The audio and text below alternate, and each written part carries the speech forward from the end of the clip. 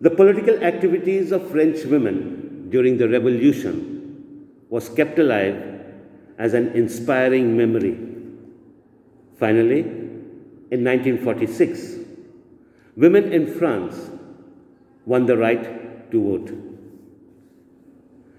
We move on to page 21. The abolition of slavery. The Jacobin regime came up with one of the most revolutionary reforms: the abolition of slavery in the French colonies. The colonies in the Caribbean were important suppliers of tobacco, indigo, sugar, and coffee.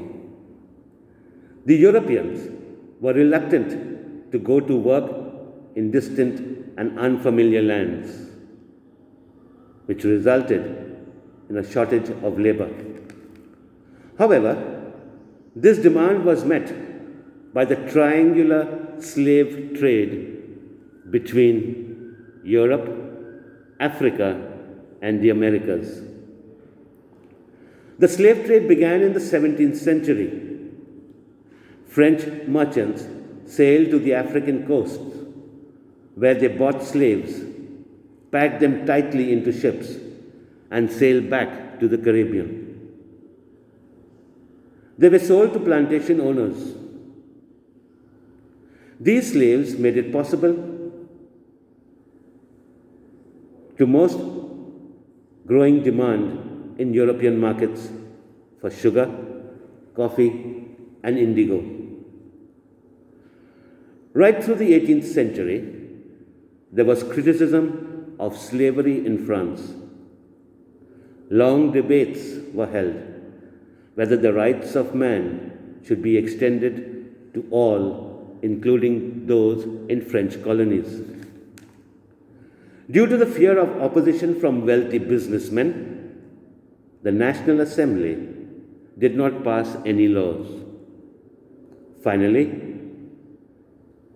the Convention legislated in the year 1794 to free all slaves in the French colonies. But this was a short-term measure, because when Napoleon came to power in 1804, he reintroduced slavery. But however, slavery was finally abolished in the French colonies in 1848. We move on to the last topic of chapter 1, the revolution and everyday life. The years after the revolution in 1789, France saw many changes in the lives of men, women, and children. The revolutionary government passed laws to translate the ideals of liberty and equality into daily practice. After the destruction of the Bastille, censorship laws were done away with. Written material and cultural activities during the old regime were approved by the censors of the king. But with the Declaration of the Rights of Man and Citizen, freedom of speech became a natural right. Newspapers, books, and printed pictures flooded the markets and traveled or spread rapidly to villages. Freedom of the press meant that opposing views of events could be expressed freely. Plays, songs, and festive processions attracted large numbers of people. This was one they could learn and identify with ideas such as liberty or justice. These changes in France answers the question asked in the first line of this topic. And I agree that politics can change the clothes people wear, the language they speak, or the books they read. This brings us to the end of the explanation of chapter 1. Now, students,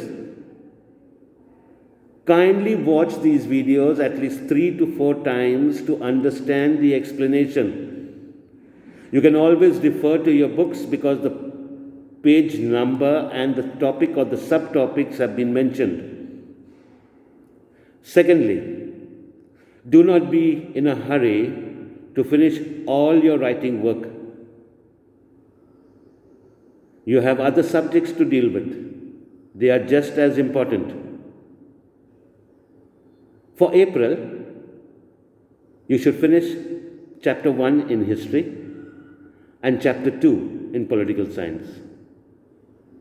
At the end of May, you should finish chapter 2 in history and chapter 3 in political science. And somewhere around the end of June, you can finish chapter 3 in history and chapter 4 in political science. Remember, since you just have to copy the question answers, do that work when you are free.